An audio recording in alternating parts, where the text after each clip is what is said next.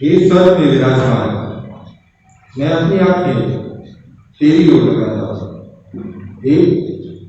जैसे दासों की आंखें अपने स्वामियों के हाथ की ओर और जैसे दासियों की आंखें अपनी स्वामिनी के हाथ की ओर लगी रहती है, वैसे ही हमारी आंखें हमारे परमेश्वर यहोवा की ओर उस समय तक लगी रहेंगी जब तक वह हम पर अनुग्रह न करे।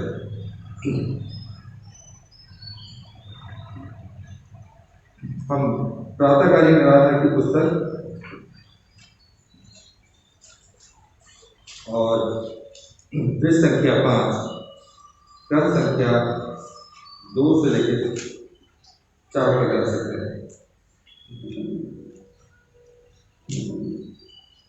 प्रातःकालीन आराधना की पुस्तक पृष्ठ संख्या 5, क्रम संख्या 2। हे प्रभु, हमारे होठों को खोल दीजिए तो हम आपकी स्तुति करेंगे। हे प्रभु, हम प्रातःकाल आपसे ही प्रार्थना करते हैं। आप हमारे पुकार को सुनेंगे। परमेश्वर पिता हमारे सृष्टिकर्ता की महिमा हो, उसके पुत्र हमारे मुक्तिदाता की महिमा हो, उसके आत्मा हमें पवित्र करने वाले की महिमा हो। जैसे आदि में लिखा है, अस्पताल में होगा हे सर्वसामर्थी प्रभु परमेश्वर, आप पवित्र पवित्र पवित्र हैं। आपके पूर्ण है, हमें आपकी स्तुति हो। हम पश्चाताप तथा पाप स्वीकृति क्रम संख्या 3 में जाएंगे। हम सर्वशक्तिमान परमेश्वर के सामने दीनता से अपने पापों को स्वीकार करें। हे परम पवित्र और परम दयावान परमेश्वर, हम मानते हैं कि मन वचन और कर्म से तथा बुराई न करने के कारण आपके विरुद्ध एक दूसरे के विरुद्ध पाप किया है। इसलिए हम आपसे प्रार्थना करते हैं कि आप हम पर दया करें और हमारे पापों को क्षमा करें। आमीन।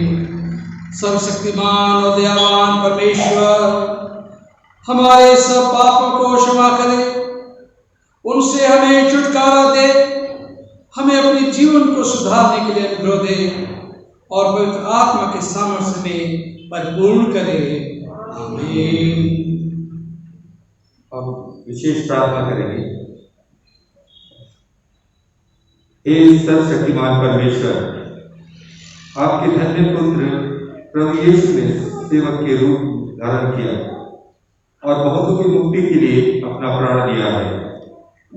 वर दीजिए कि हम उनकी दीनता के साथ उनका अनुकरण करें और अपने सम्मान के लिए नहीं वरन उनके निमित्त दूसरों की सेवा करने का प्रयत्न करें, उन्हीं के द्वारा जो आपकी पवित्र आत्मा के साथ एक परमेश्वर है और अब तथा सदा सर्वदा जीवित और राज्य करते हैं। आमीन। मेहरबानी से बैठ जाए और मैं रिक्वेस्ट करूँगा अगर हमारे यूथ रेडी हैं तो वो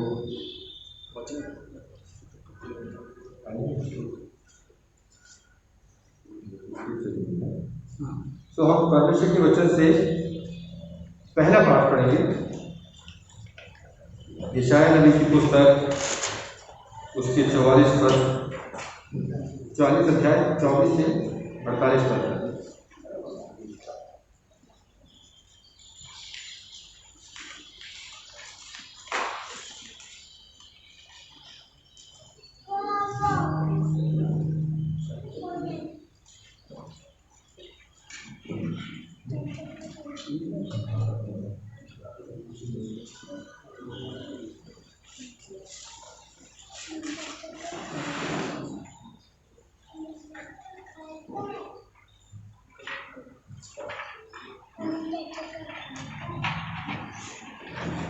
प्रथम पाठ है यशायाह नबी की पुस्तक उसका 44वां अध्याय और 24 से लेके 48 पद तक। 28 पद। यहोवा तेरा उद्धारकर्ता जो तुझे गर्भ ही से बनाता आया है, यूं कहता है, मैं यहोवा ही सबका बनाने वाला हूँ, जिसने अकेले ही आकाश को ताना और पृथ्वी को अपनी ही शक्ति से फैलाया है। मैं झूठे लोगों के कहे हुए चिन्हों को व्यर्थ कर देता और भावी कहने वालों को बावला कर देता हूँ। मैं बुद्धिमानों को पीछे हटा देता और उनकी पंडिताई को मूर्खता बनाता हूँ और अपने दास के वचन को पूरा करता और अपने दूतों की युक्तियों को सफल करता हूँ। जो यरूशलेम के विषय कहता है वह फिर बसाई जाएगी और यहूदा के नगरों के विषय में वे फिर बनाए जाएंगे और मैं उनके खंडरों को सुधारूंगा। जो गहरे जल से कहता है तू सूख जा, मैं तेरी नदियों को सुखाऊंगा। जो खुशू के विषय में कहता है वह मेरा ठहराया हुआ चरवाहा है और मेरी इच्छा पूरी करेगा। यरूशलेम के विषय कहता है वह बसाई जाएगी और मंदिर के विषय तेरी नींव डाली जाएगी। ये परमेश्वर का वचन है। परमेश्वर का धन्यवाद हो। अभी हम प्रेज़ एंड वर्शिप में जाएंगे, हमारी यूथ में अगुवाई करेंगे।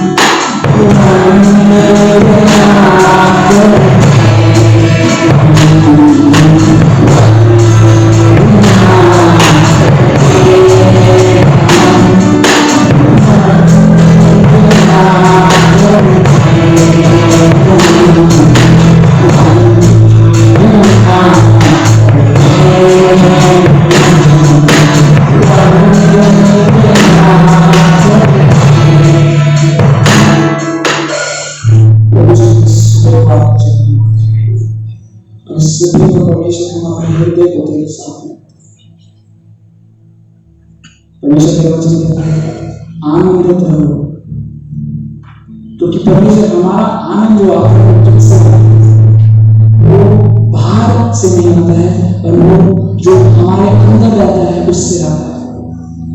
हमारा आनंद परमेश्वर इस दुनिया में चीजों से नहीं आता है, पर हमारा आनंद जो हमारे अंदर रहता है उससे आता है। और उस हृदय को परमेश्वर हम तेरे चरणों में रखते हैं परमेश्वर, धन्यवाद करते हैं प्रभु, क्योंकि परमेश्वर तेरे में सब कुछ है प्रभु।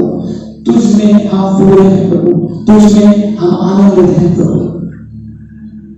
परमेश्वर हमें उस अवेयरनेस में बढ़ाए प्रभु कि परमेश्वर तू हमारे साथ है, पवित्र आत्मा तू हमारे साथ है।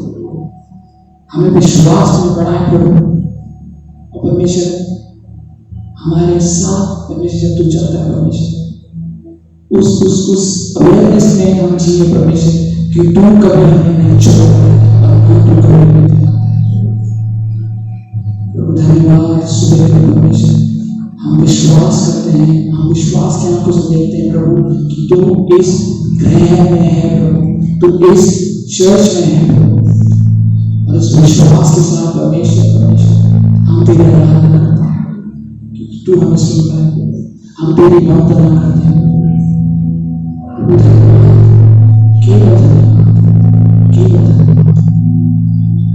सब कुछ तेरे हाथ में सौंपते हैं प्रभु। तेरी प्रार्थना की बेटी राम यीशु मसीह के नाम से हमारी मेहरबानी से बैठ जाए। हम दूसरा पाठ पढ़ेंगे, कुरिन्थियों की पहली पत्री और पहला अध्याय 18 से लेकर 25 पद तक। कुरिन्थियों की पहली पत्री पहला अध्याय 18 से लेकर 25 पद तक है।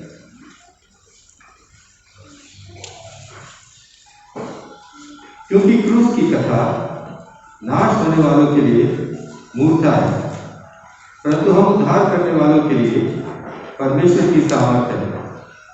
क्योंकि लिखा है, मैं ज्ञान वालों के ज्ञान को नष्ट करूंगा और समझदारों की समझ को तुच्छ कर दूंगा। कहाँ रहा ज्ञानवान और कहाँ रहा शास्त्री, कहाँ रहा इस संसार का विवादी? क्या परमेश्वर ने संसार के ज्ञान को मूर्खता नहीं ठहराया? क्योंकि जब परमेश्वर के ज्ञान के अनुसार संसार ने ज्ञान से परमेश्वर को ना जाना, तो परमेश्वर को यह अच्छा लगा कि इस प्रचार की मूर्खता के द्वारा विश्वास करने वालों का उद्धार दे। यहूदी तो चिन्ह चाहते हैं और यूनानी ज्ञान की खोज में है, परंतु हम तो उस क्रूस पर चढ़ाए हुए मसीह का प्रचार करते हैं, जो यहूदियों के लिए ठोकर का कारण और अन्य जातियों के लिए मूर्खता है। परंतु जो बुलाए हुए हैं, क्या यहूदी क्या यूनानी, उनके निकट मसीह परमेश्वर की सामर्थ्य और परमेश्वर का ज्ञान है। क्योंकि परमेश्वर की मूर्खता मनुष्य के ज्ञान से ज्ञानवान है, और परमेश्वर की निर्बलता मनुष्य के बल से बहुत बलवान है। ये परमेश्वर का वचन है। हम लोग सब मिलकर और कॉन्ग्रीगेशनल हिम्न गाएंगे। सब खड़े हो जाए। 64 नंबर हिंदी गीत की पुस्तक है।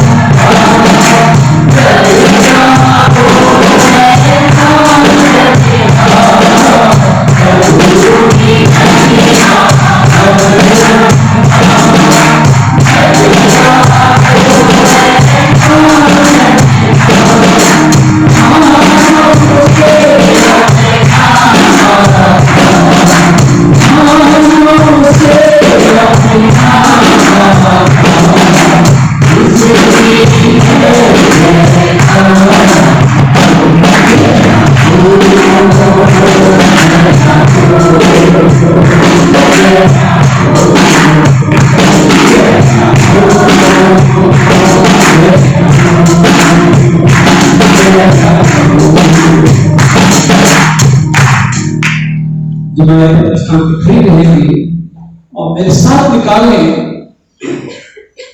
मरकुस की इंजील उसका 12वां अध्याय और 1 पद से लेके 12 पद तक। The Holy Gospel is found in Gospel according to Saint Mark, chapter 1, from verse 1 till verse 12। यहाँ इस प्रकार से लिखा हुआ है, फिर वो दृष्टांतों में उनसे बातें करने लगा। किसी मनुष्य ने दाख की बारी लगाई और उसके चारों ओर बड़ा बाड़ा बांधा और रस का कुंड खोला और कुमट बनाया और किसानों को उसका ठेका देकर प्रदेश चला गया।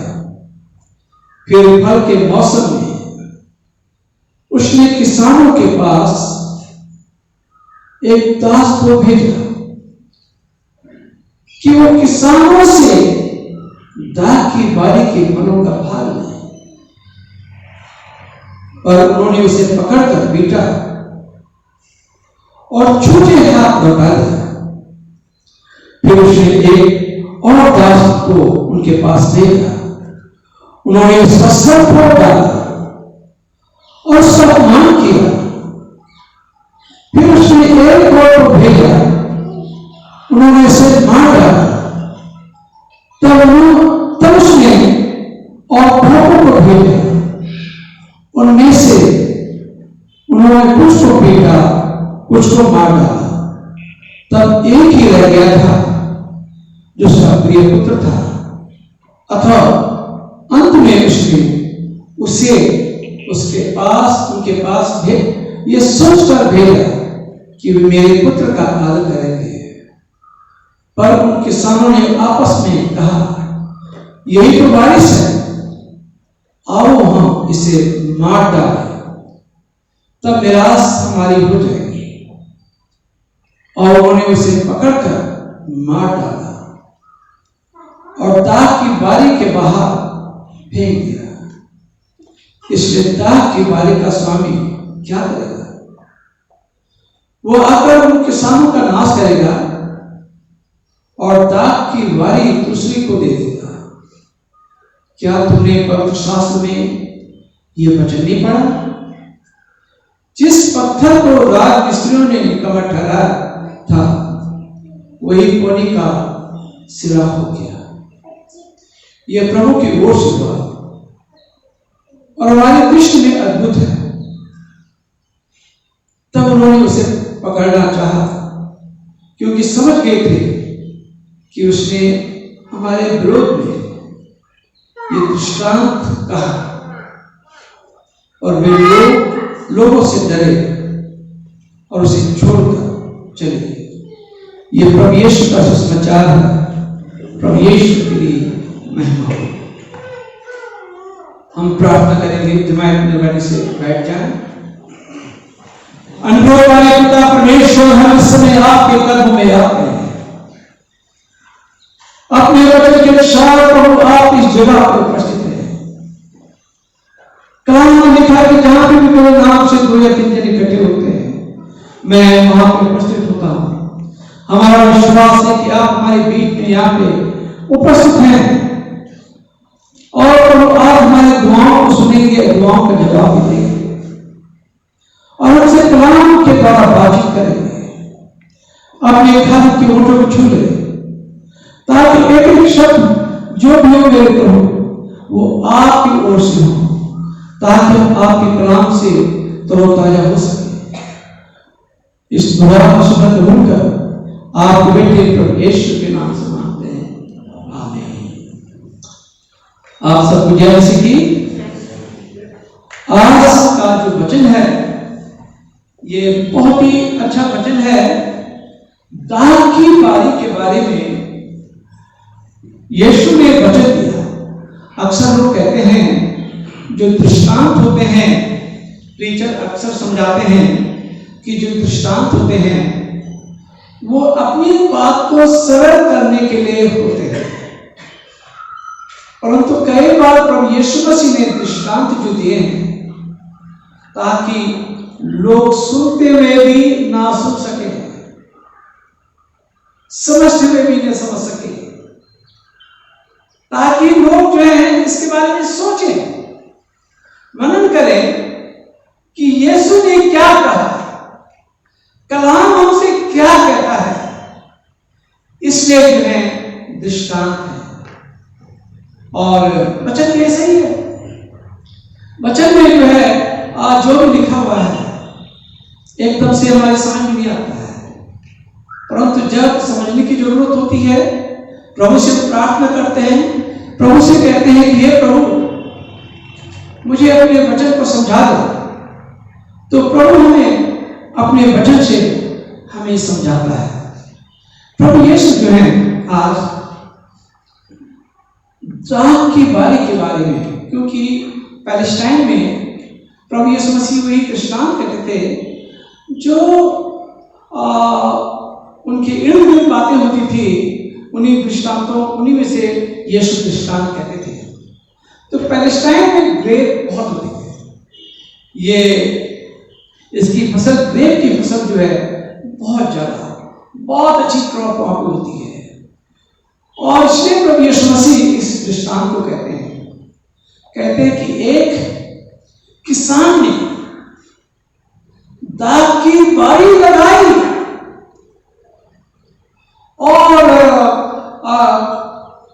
हौदी खुदवाई और उसमें ताकि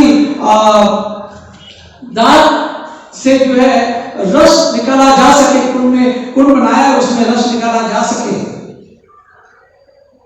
और एक ऊपर से जगह भी बनाई जहां पे टावर बनाया, जहां पे उसकी देखभाल, दाख की बारी की देखभाल हो सकती है।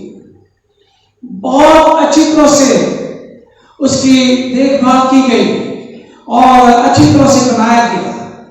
और बाद में वो किसान जो है प्रदेश चला गया, अपनी जमीन को, दाख की बारी को लीज में दे दिया और वो चला गया। और फिर हम यहां पे देखते हैं कि दाख की बारी क्या है, कौन है दाख की बारी, किसके लिए प्रभु यीशु मसीह कह रहे हैं दाख की बारी? दाख की बारी है परमेश्वर के चुने हुए, परमेश्वर के चुने हुए लोग हैं और उनको कुछ लोगों के हैंडओवर किया गया, जैसे चर्च के एल्डर्स हैं। और चर्च की एल्डर्स की, चर्च के बुजुर्ग लोग होते हैं, उनका क्या काम होता है?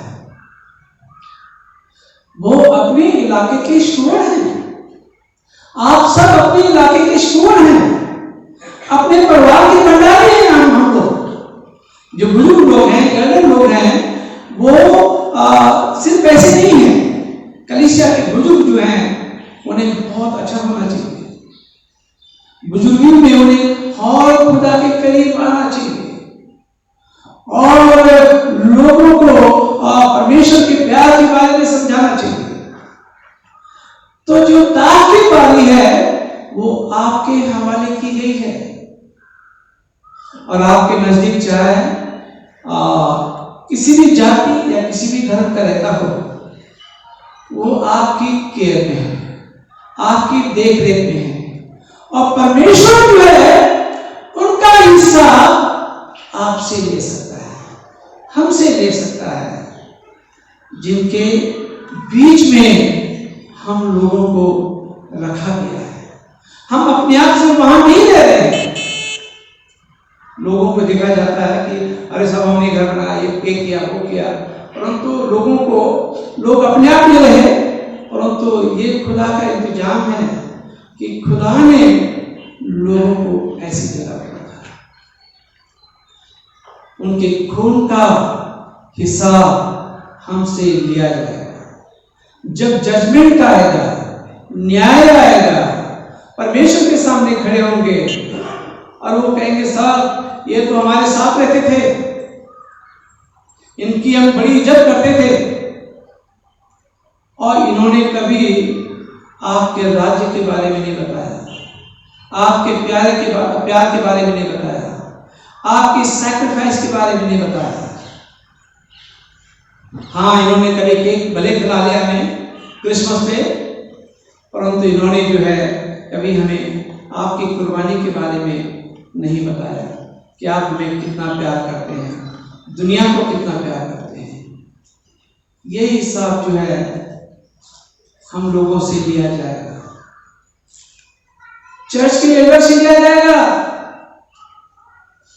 ये जिम्मेदारी आपकी है, जिस भी इलाके में आप रहते हैं, ये कलीसिया की जिम्मेदारी आपकी है। कलीसिया के बुजुर्गों की जिम्मेदारी लड़ाई झगड़ा कराना नहीं है। कलीसिया के बुजुर्गों की जो जिम्मेदारी है वो किसी के साथ में डालने की नहीं है या पॉलिटिक्स करने की नहीं है। कलीसिया के बुजुर्गों की जिम्मेदारी है आपस में सुलह करवाना। जो परिवार टूटे हुए हैं, बिखरे हुए हैं, उनकी उनको जोड़ना, इसका भी हिसाब लिया जाएगा। क्या आप सोचते हैं कि ये जो वचन लिखा गया है उस जमाने की याजकों के लिए लिखा गया था? उस जमाने के फरीसियों के लिए लिखा गया था? कहा यीशु ने एक दृष्टांत उनके लिए भी कहा, परंतु आज ये दृष्टांत जितना जरूरी उनके लिए था उतनी ही जरूरी ये दृष्टांत हमारे लिए भी है। दाग की बारी, दाग की बारी है, दाग की बारी। अच्छा, दाग की बारी से भी उम्मीद की जाती है कि अच्छे फल आए,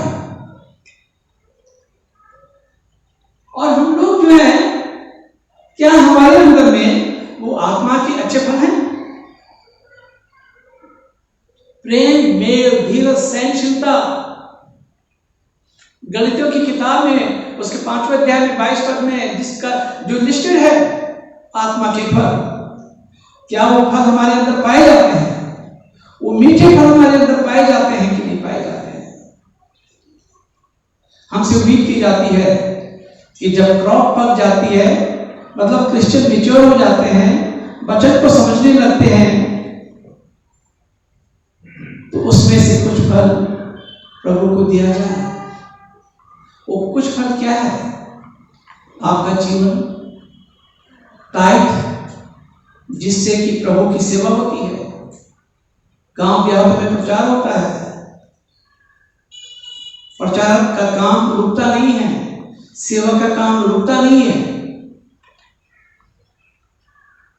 गरीबों की मदद, जरूरतमंद है उनकी मदद, ये कहां से होगी जब हमें फ्रूट नहीं मिलेंगे?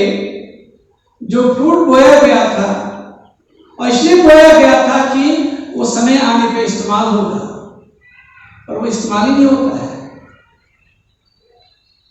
फ्रूट नहीं आते हैं, देने की इच्छा नहीं होती है, कड़वे हो जाते हैं, बिटर हो जाते हैं। क्या किया जाएगा? उसमें दाग की बारी में के बारे में यशायाह 5 में भी लिखा हुआ है। तो मैं क्या करूंगा इस दाग की बारी का? इसे खत्म करूंगा। उसमें यशायाह में लिखा हुआ है, इसे बिल्कुल खत्म कर दूंगा और एक नई दाग की बारी बनाऊंगा। और 70-80 में क्या हुआ यरूशलेम का? 70-80 में पूरा यरूशलेम को तहस-नहस कर दिया गया था, क्योंकि उनके अंदर कोई फल नहीं थे, और जो उनके जो ठेकेदार थे उन्होंने बात नहीं मानी। उन्होंने, और जो सर्वेंट आई, खुदा ने जो भेजा, जिनको भेजा, किसी को मारा, किसी का सर फोड़ा। ये कौन है? ये वो लोग हैं जो नबी थे, भविष्यवक्ता थे। उनको भला बुरा कहा गया, उन्हें पीटा गया, किसी को पागल करार कर दिया गया। तो ये तो हालत आज भी ऐसे ही होता था, ऐसे होता है, आज भी ऐसे होता है कि हमेशा कलीसिया और पासवान की, ज्यादातर लोगों की आपस में उलझन रहती है। अक्सर हो जाता है, मैंने बहुत जगहों पे देखा, ऐसा क्यों होता है? लेटी और पृष्ठी तब भी थी और आज भी है, और उल्टा सीधा कहते रहेंगे। उन्हीं के हाथ से कम्युनियन भी लेंगे, उन्हीं से दुआ भी कराएंगे, उन्हीं से शादी ब्याह भी होगी, उन्हीं से बपतिस्मा भी होगा, उन्हीं से सैक्रामेंट्स लिए जाएंगे, और उन्हीं के साथ में आपसी मनमुटाव रहता है। ऐसा क्यों है? क्योंकि हमने परमेश्वर को अपने जीवन में स्थान नहीं दिया। इसलिए हमारी कलीसिया के जो बुजुर्ग हैं, एल्डर्स हैं, वो इस बात को नहीं समझते, और जो अच्छा करना था, अच्छे की जगह वो बुरा कर लेते हैं। और ऐसे ही पासवान भी हैं जो धर्म के ठेकेदार हैं। खुदा जो है, जो उनसे करवाना चाहता है वो नहीं करते हैं, और जो नहीं करना चाहिए वो कर डालते हैं। तो यीशु इस बात से बता रहा था, और शायद चेले नहीं समझ पाए थे, परंतु जो वहां पे धर्म के ठेकेदार थे वो समझ गए। वो समझ गए कि हमारे बारे में बोला जा रहा है, और एकदम से वो डरते थे कि अभी हम इसे सजा देंगे, यीशु को सजा देंगे तो लोग हो सकता है हमें पथरवाह कर देंगे, और चुपचाप से वो लोग वहां से चले गए। कलाम में लिखा है, क्या तुम नहीं जानते हो जो कॉर्नरस्टोन है, सिरे का पत्थर कौन है? वो यीशु है। हमारे जीवन की नींव जो है यीशु है। अगर हमारे जीवन की नींव में यीशु रहेगी तो मजबूत रहेगा, हमारा जीवन अच्छा रहेगा। अगर हमारे जीवन की नींव जो यीशु नहीं है तो हमारे परिवारों में लड़ाई झगड़े, क्लेश, अभद्रता, बुराइयां पाई जाएगी, और वही चीज कलीसिया में आती है, क्योंकि वही लोग तो कलीसिया में आते हैं जो परिवार आपसी परिवार में आपसी में अपने आप में ठीक से नहीं रह सकते हैं, और तब वो कलीसिया में आते हैं तो वो अभद्रता वो कलीसिया में भी फैलाते हैं। जैसे अपने परिवार में फैलाते हैं वैसे यहाँ पे भी फैला देते हैं। फिर वही लोग पादी बनने के लिए जाते हैं, मेरे तो पादे साहब हमारा लड़का बहुत खराब है और हम चाहते हैं ये सेमिनरी चला जाए प्रभु की सेवा में, और जगह फिट नहीं हो रहा है, प्रभु की सेवा के लिए फिट हो रहा है। फिर वो आगे क्या करेगा? तो ये सारे रिजल्ट हम लोगों के सामने हैं। जो हमारी सोच है, जैसी हमारी सोच है वैसे हमारे लिए होता है, और इसलिए निष्ठा जो है, सेवा जो है, एकदम से गड़बड़ है। अक्सर लोग कलीसिया में क्या करते हैं, उन्हें ये होता है दिमाग में कि अब हमें सेवा करनी चाहिए। आप सेवा किसके बीच में करते हैं आप जानते हैं? अपने ही चर्च के झुंड को उठा लेंगे, किनारे ले जाएंगे, और दुआ बंदगी के बहाने और एक अलग सा झुंड तैयार हो जाता है। मिनिस्ट्री कहाँ हो रही है? ये सेवाएं हैं जो लोग दे रहे हैं, ये हमारी सोच विचार है। तो हमारे जो बुजुर्ग हैं, सही मायने में मसीह ईमान उनके अंदर में कूट कूट करके नहीं भरा जाता है, वो विश्वास की कमी रहती है, विश्वास की कमी रहती है। तो यीशु इस बात से बहुत नाराज था, इन लोगों से, इन धर्म के ठेकेदारों से नाराज था। उसने अपना बेटा भी भेज दिया, यीशु को भेज दिया, और उन्होंने कहा कि यही है जो मेरा साझेदार है, इसे खत्म कर डालो, और उसे सलीब पे चढ़ा दिया। तो अच्छाई लोग सहन नहीं कर पाते हैं, अच्छाई को खत्म करने की कोशिश करते हैं, और अच्छाई को खत्म करने की कोशिश कौन करता है? शैतान करता है। और इन दिनों में ये सिखा रहा हूं मैं, जब भी कोई प्रार्थना के लिए बुलाते हैं तो मैं ये कहता हूं कि हमें ज़्यादा नहीं करना है, अपने संबंधों को अपने खुदा के साथ अच्छा कर लेना चाहिए। संबंध हमारे अच्छे हो जाएंगे तो हम कलाम को समझने लगेंगे। अगर हमारे संबंध अच्छे नहीं है तो हम कलाम को बिल्कुल नहीं समझ पाएंगे।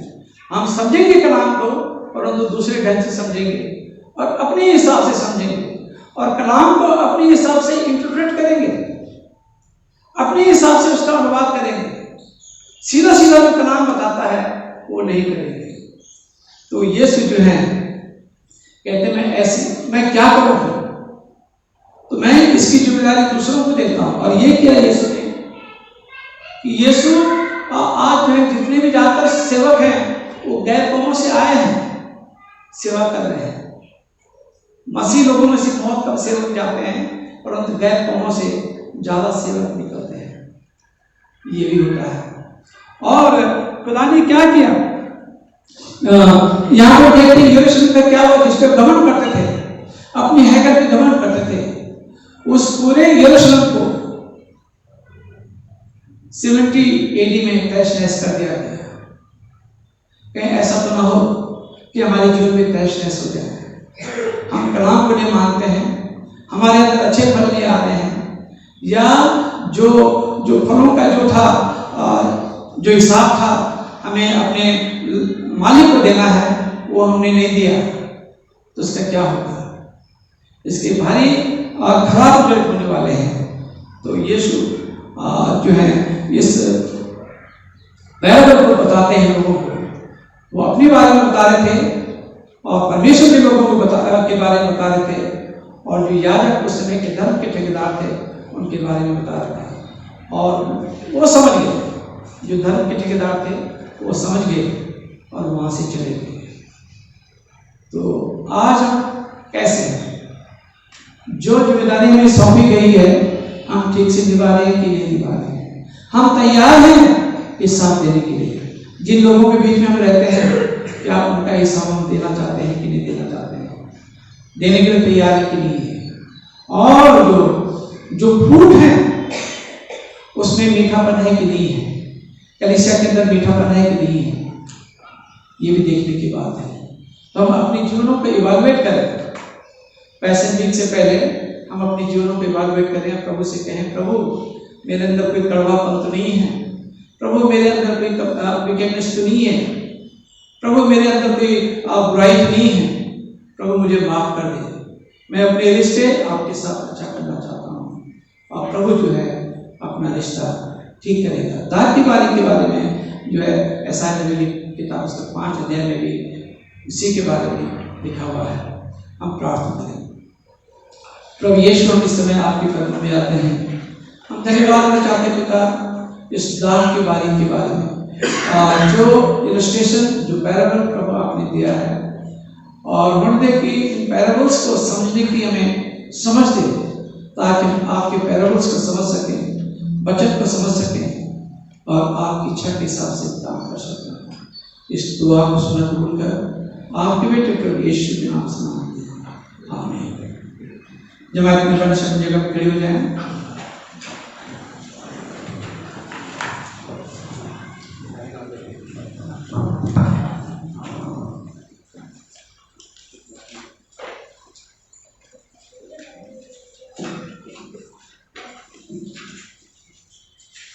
हम प्रेरित का विश्वास वचन बोलेंगे।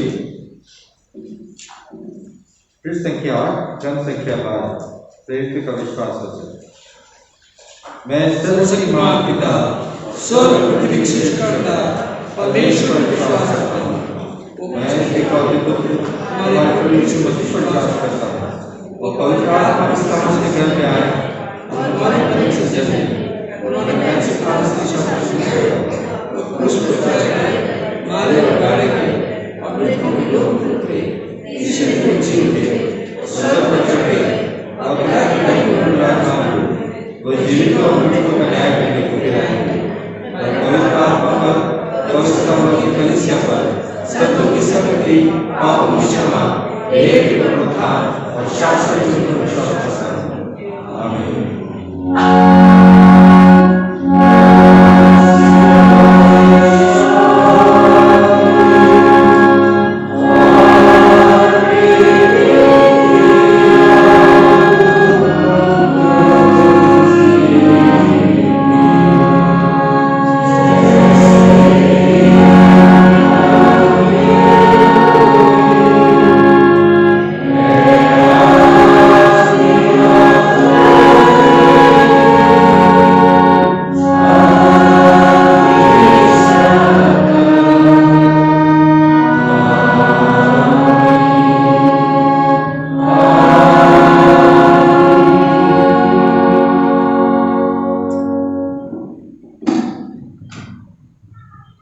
जमात मेहरबानी से प्रस्थान ग्रहण कर लें। मैं इस इबादत में आप सबका स्वागत करता हूँ। परमेश्वर आप सबको आशीषित करे। हमारी लास्ट संडे की जो दान था 8,193 रुपये और वेडनेसडे का था 3,581 रुपये। लास्ट कल प्रेरिटिंग पैसे मैंने लिखे हैं वो भी 2,000 है। और फिर प्रेयर मीटिंग का एक और है 1200 प्लस 1000 ये है। वर्शिप प्रोग्राम वेडनेसडे को इवनिंग सॉन्ग सर्विस 5:30 बजे होगी। नेक्स्ट संडे है palm Sunday, next Sunday palm Sunday है और सुबह 9:30 बजे इबादत होगी और हम अपने गेट से थोड़ा एक राउंड काटेंगे पाम संडे के दिन और उसके बाद हमारी इबादत शुरू हो जाएगी। तो कृपया करके 9:30 बजे आप लोग आ जाइए। फिर हमारे पास्टेट में इलेक्शन होने थे आज इमीडिएटली आफ्टर चर्च सर्विस हमारे पास्टेट के इलेक्शन होने थे और हमारे पास 4 वैकेंसीज थी, एक लेडीज और 3 जनरल, एक 2 जनरल और एक यूथ से रिप्रेजेंट करना था और 5 नॉमिनेशन फॉर्म आए। उसमें से ये उन लोगों की अच्छाई है जिन्होंने विड्रॉ किया है और इलेक्शन नहीं होने दिया, इसे क्रिश्चियन मेच्योरिटी कहते हैं और उन्होंने जो है एक नॉमिनेशन अपना विड्रॉ कर दिया। तो हमारे पास सिर्फ 4 रहे, नाम नहीं लूंगा मैं, और सिर्फ 4 नॉमिनेशन फॉर्म हमारे पास रहे। स्क्रूटनी करने के बाद सबके फॉर्म सही थे, तो इसलिए इलेक्शन नहीं होंगे, इसलिए Mr Stephen Singh, Mr Arvind Kumar Martin, Mrs Rebecca Singh और मिस आंचल जो हैं ये यूथ से हैं, यूथ को रिप्रेजेंट करेंगे।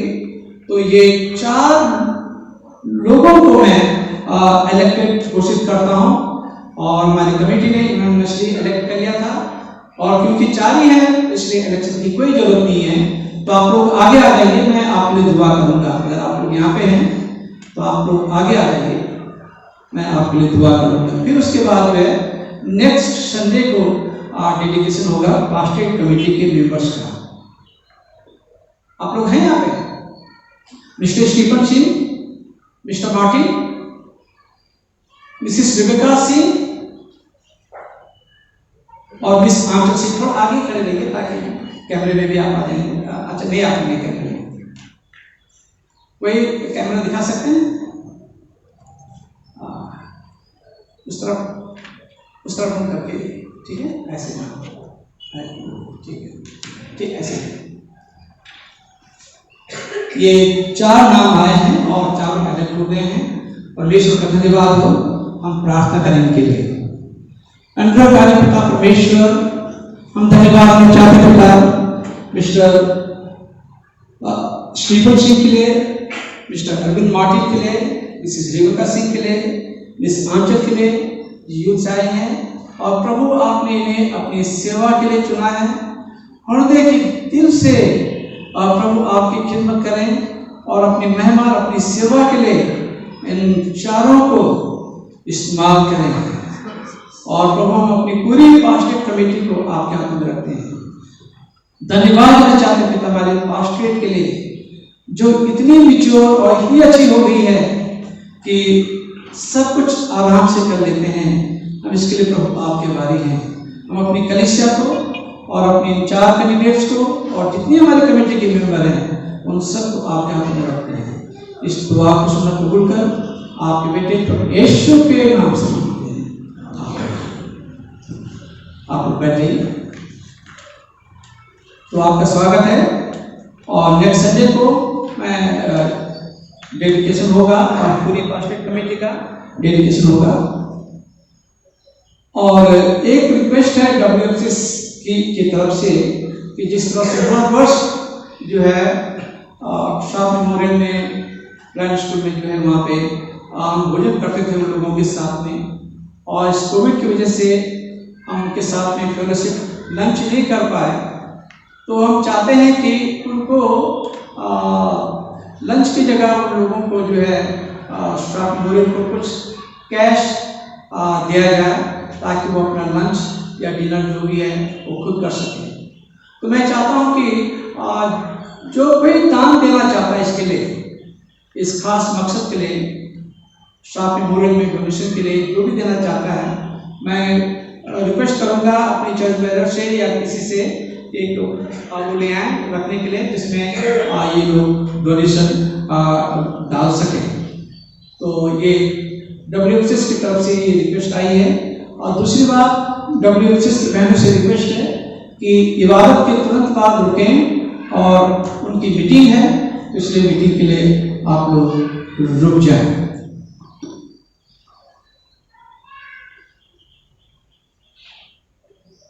और जैसे मैंने बताया, नेक्स्ट संडे हमारे पास्टर कमेटी का डेडिकेशन होगा after church service. Church service के दौरान हम प्रार्थना करेंगे उन लोगों के लिए जो लोग जिनकी बर्थडे या वेडिंग एनिवर्सरी है। कोई है यहाँ पे जिनका बर्थडे या वेडिंग एनिवर्सरी है? नहीं, चलिए ठीक है। हम प्रार्थना करें उन लोगों के लिए जो हमारी कलीसिया में बीमार हैं। हम उन लोगों को अपनी प्रार्थना में याद करेंगे।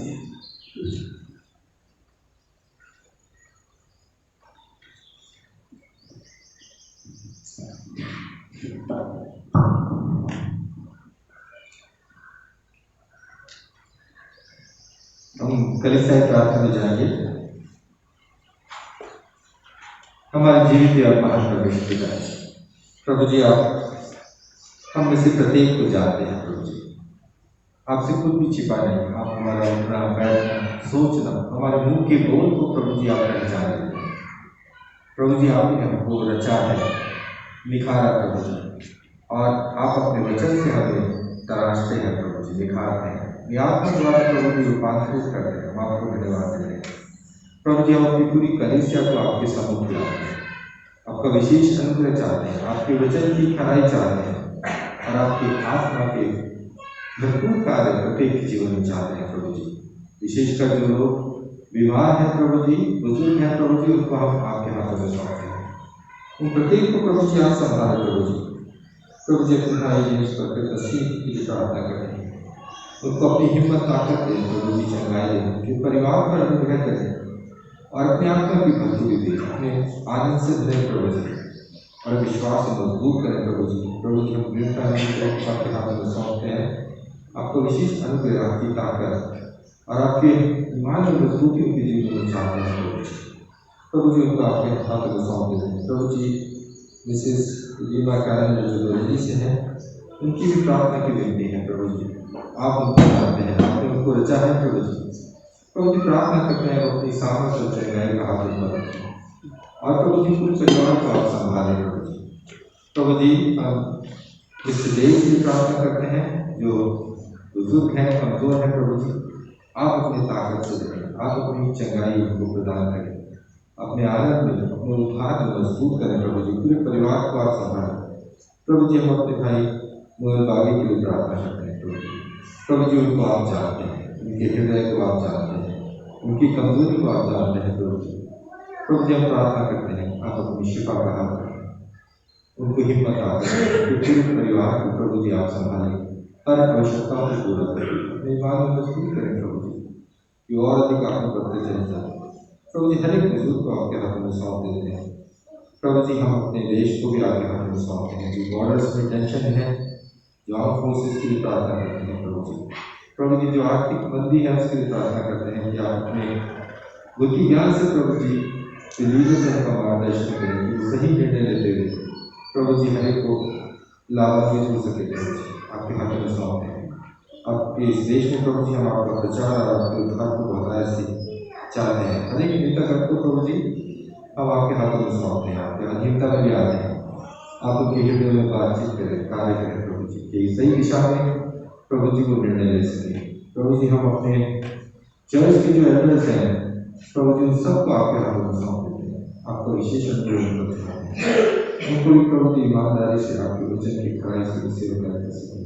सब आपको धन्यवाद देते हैं प्रभु जी। ये विधि प्रार्थना प्रदान करते हैं यीशु मसीह के नाम से मांगते हैं। कॉम्प्लिकेशनल थिंग है हमारा 231 रोमन की पुस्तक से, और इसी के द्वारा सजा लिया जा रहा है 231।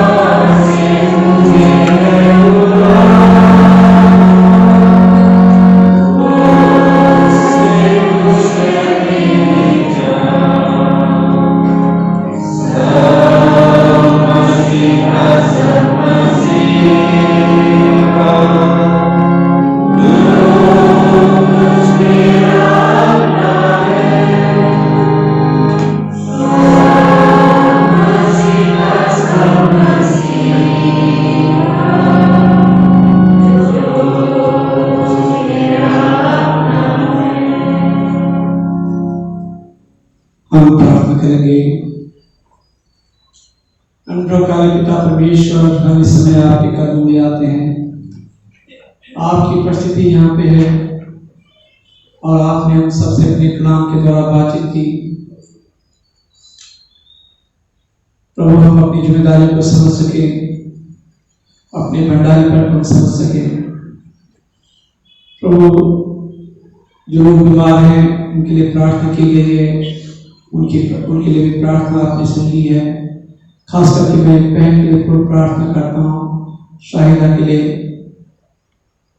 प्रभु, कोविड से इन्फेक्टेड है, प्रभु आप उसको छुएं प्रभु और चंगाई दें।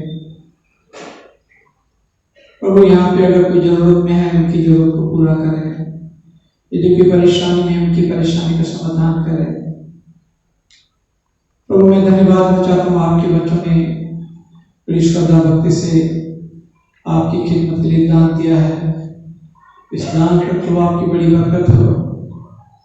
इस दान को प्रभु अपने राज्य की बढ़ोतरी के लिए प्रभु इस्तेमाल करें। जिन्होंने दिया उन्हें बहुत साय से देना, ताकि उनके खजाने में से भरे पूरे रहें और हमेशा तेरी खिदमत के लिए आगे रहें। और बहनों का जो एफर्ट है WMCS का, और देखिए बहुत अच्छी तरह से हो सके, ताकि एक अच्छा अमाउंट हम एक अच्छा काम हम कर सकें और शाप को दे सकें। जिस तरह से प्रभु आप सही सलामत हमें यहाँ पे लाए हैं, उसी तरह से सही सलामत हम अपने मुकाम तक पहुँच सकें और आपकी हमद नाम की सताइश कर सकें। इस दुआ को सुनकर कबूल कर आपके बेटे प्रभु यीशु के नाम से मांगते हैं, आमीन।